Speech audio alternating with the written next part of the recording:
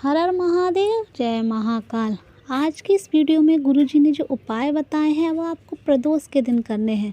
गुरुजी ने कहा है प्रदोष के दिन करने हैं और प्रदोष काल में, यानी प्रदोष काल जब शाम को स्टार्ट होता है उस समय आपको ये उपाय करने हैं।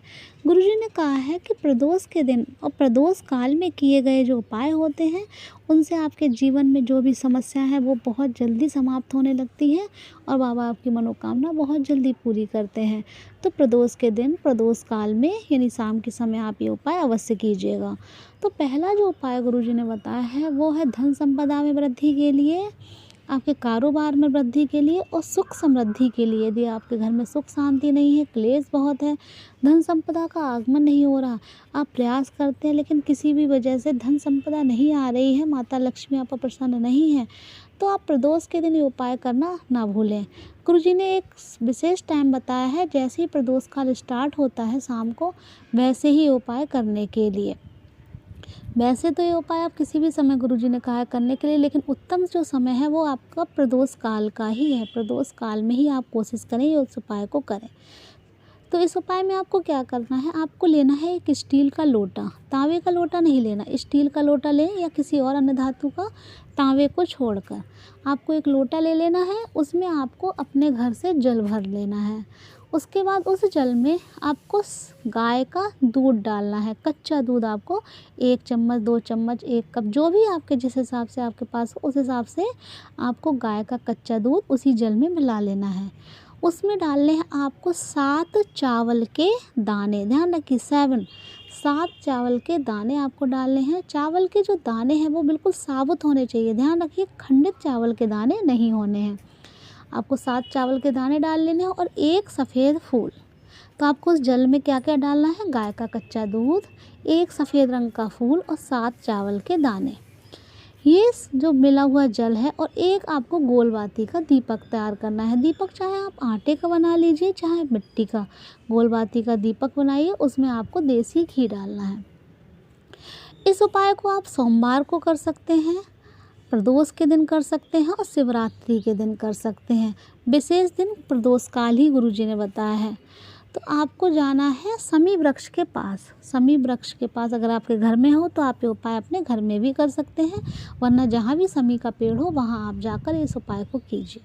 और वहाँ जाकर सबसे पहले जो आप दीपक लेकर गए हैं उस दीपक को समी वृक्ष के पौधे के आसपास थोड़ी सी दूरी पर, जहाँ पत्ते उनके झुलसे ना हो, वहाँ आपको प्रज्वलित कर देना है। सोमेश्वर महादेव के नाम से या कुंदकेश्वर महादेव के नाम से, ध्यान रखिए इस उपाय में आपको कुंदकेश्वर या सोमेश्वर महादेव के नाम का स्मरण करते हुए वो दीपक प्रज्वलित कर देना है समी वृक्ष के पास। दीपक आप जब जलाएं तो दीपक के नीचे अनाज के कुछ दाने अवश्य रखें, जिसे आसन कहते हैं। तो दीपक के नीचे आसन अवश्य रखें कुछ अनाज के दानों का, फिर दीपक प्रज्वलित कर दीजिए। उसके बाद जो आप वो जल लेकर गए हैं जिसमें आपने चावल के दाने, 1 सफ़ेद फूल और गाय का दूध मिलाया है, उस जल को आप समी वृक्ष के में आपको समर्पित कर देना है सोमेश्वर महादेव के नाम से या कुंदकेश्वर महादेव के नाम से, और अपना नाम और गोत्र बोलकर।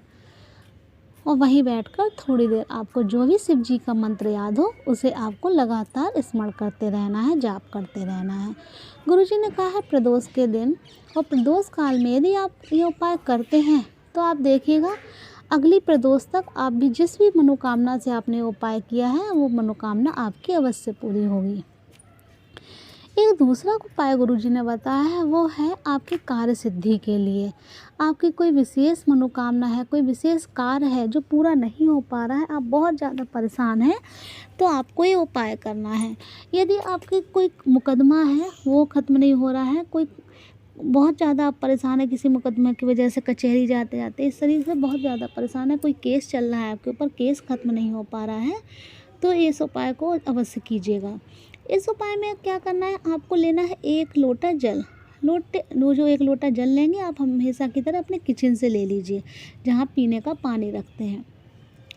1 बेलपत्र लेनी है आपको, 1 चावल का दाना साबुत होना चाहिए, टूटा नहीं होना चाहिए।